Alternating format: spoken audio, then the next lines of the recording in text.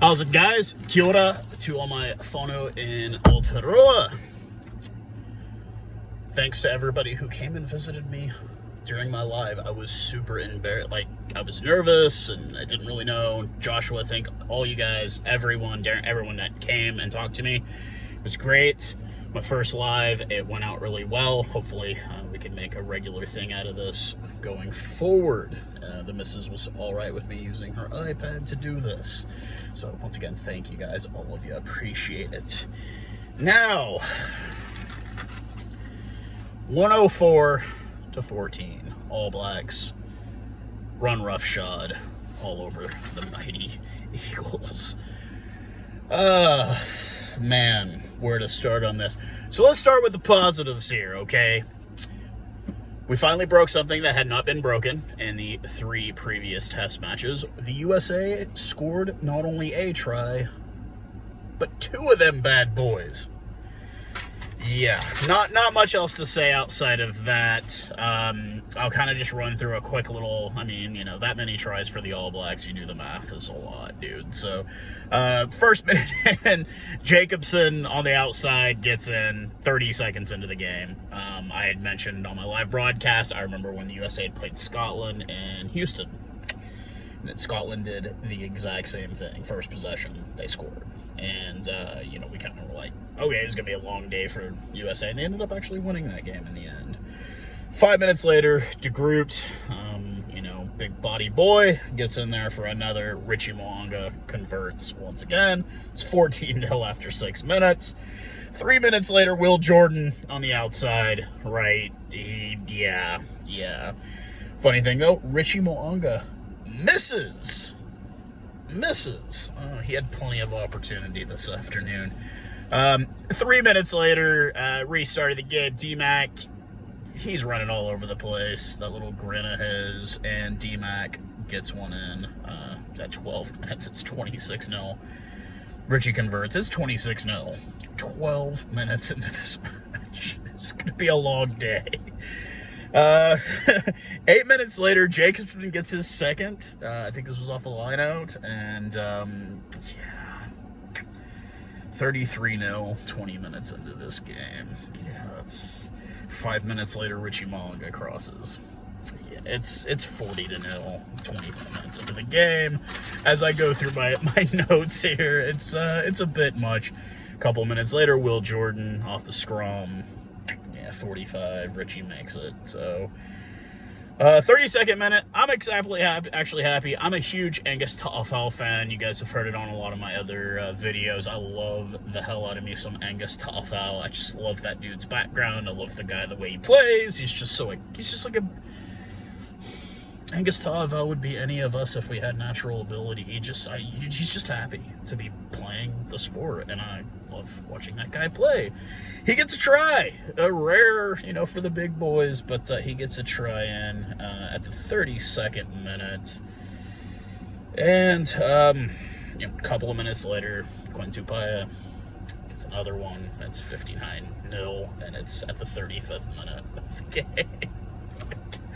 It's going to be a long afternoon.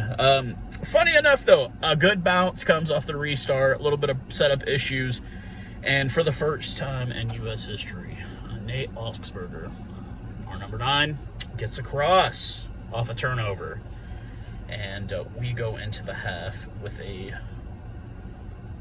score of 59-7. Yeah, it was a long day at the office for the Eagles. Restarted the game. I have to complain about Flow Rugby. One big thing, you don't show who's coming in and out of the game. You don't show how many tries. And half the time, the timer wasn't even on the feed. Flow Rugby, you need to fix that because the timer is very important in rugby. 41st minute, Angus Ta'afal, and once again, Richie converts. 41 minutes in, it's 66-7. Couple minutes expires. Dalton Papali'i. It's going to be 73-7. Richie converts 10 of 11 from kicking now. And funny enough, a couple minutes later, another odd bounce, and Matias for the USA Eagles gets across, and Luke Carty converts, and it's 73-14, 53 minutes into it. Look, I'm wearing the jersey. You guys know what teams I'm a fan of. I live in this country now. I'm trying to look at the positives here. We scored 2 tries. We never scored a try against them. Ever. Ever. Now, this was the most points we ever gave up to him. By far. By far. 2 minutes later, another one of the guys that made my favorite players list, Anton Leonard-Brown, the other Chief, he gets by. It was kind of just a random little, couple phases going in. He gets a little bit of loose space, and he gets out. He sits it down in the corner, and Richie Mwanga misses again. He's 10 of 12 for kicking on the day. Beauden Barrett comes in at some point between the 55th, maybe the 50th and the 60th minute. Beauden Barrett comes out on the pitch, and,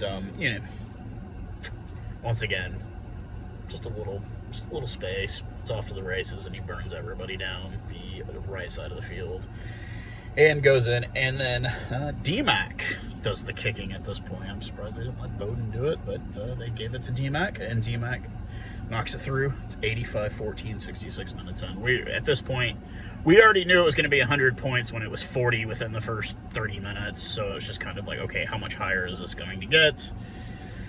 And we got an answer shortly thereafter. Will Jordan, nice kick forward. He chases the ball down. He gets in at the 68th minute. I believe that was his second try of the game. And it's now 92-14 at 68 minutes. A little bit of bad handling by the All Blacks part. The USA was bad with the ball too, but the All Blacks, they were particularly sloppy, and I think all Kiwis would agree with me. This was a very particularly sloppy game. Had this been them playing like that against an Australia or a South Africa or Argentina, they would have struggled. They might have lost playing this badly. But because it was the USA, they could play sloppily because the USA was playing sloppily. A lot of really just bad passing, just a lot of stuff that they wouldn't try against like a heavyweight like South Africa or England or something like that. You're not going to be doing behind the back and over the head pass. You just don't, because the guys are going to destroy you. And Dan Coles comes back up. The guy's a veteran, but man, he could still do his thing, man. I tip my hat to Dan Coles. He's one of them Hurricane guys that is pretty solid, and he gets across the 79th minute. And D-Mac misses the kick. So we're at the end of the game, 97-14, excuse me. I'm trying to make it not sound so bad. And, siren goes off. All Blacks are putting something together. TJ Perenara gets a little break and crosses, and then D-Mac converts. And the final score is 104-14. Man of the match, for me, personally, the guy that I saw in the mix a lot, that was making a lot of things happen for the All Blacks, was Will Jordan.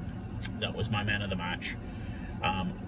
Because this was a USA Eagles hosting it, I will give a USA Eagle man of the match, and it's going to be Nate Augsburger. He was playing proper number 9.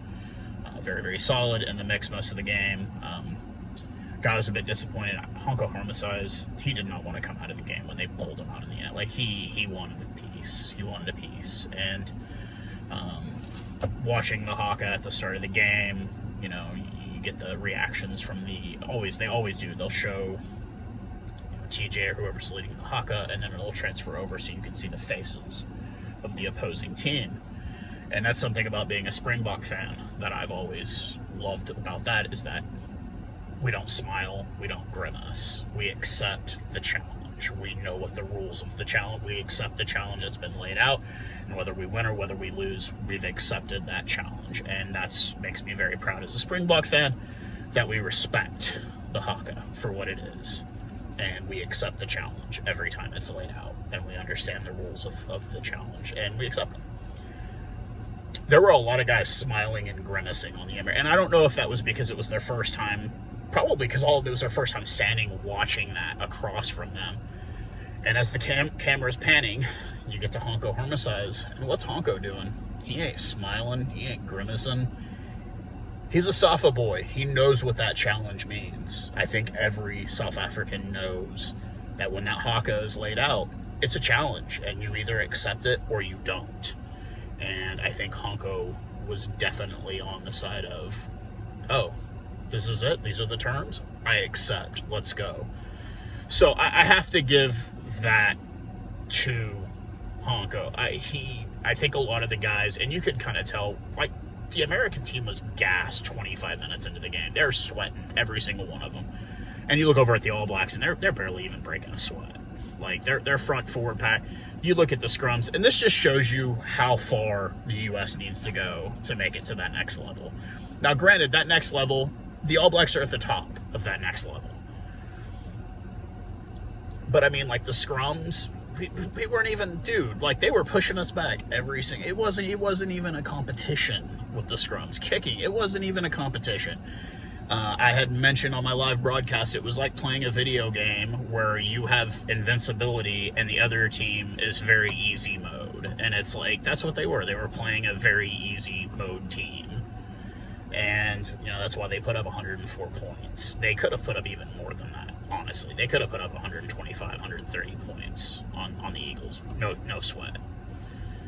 So I try to look at the positives. The positives, we got 2 tries. First time in history, we got 2 tries. Now, this is the worst hiding we've ever had, I think, at this point. I'm going to have to look it up. This might be right up there with the worst hiding we've ever had as a team in the U.S. And a lot of people who are doing the live stream was like, hey, you know, is the MLR? I'm like, yeah, the MLR is the way. But obviously, it's got a long way to go before we're at a decent level. So...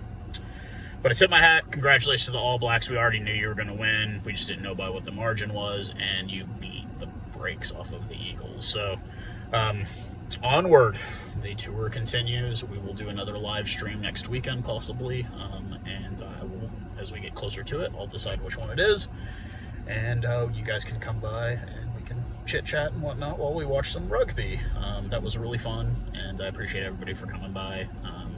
Regardless of where you're from, whether you're from America, South Africa, New Zealand, Australia, wherever you're watching from, I really do appreciate it. It was fun. I enjoyed it. It was a little weird because I couldn't really see the messages all the time. I'd have to like press a button to see what was going on. My missus was also following along, so she could let me know if people were asking questions and stuff like that. But yeah, I appreciate it all, guys. It was really fun, and I will talk to you guys all again very soon. Cheers, guys.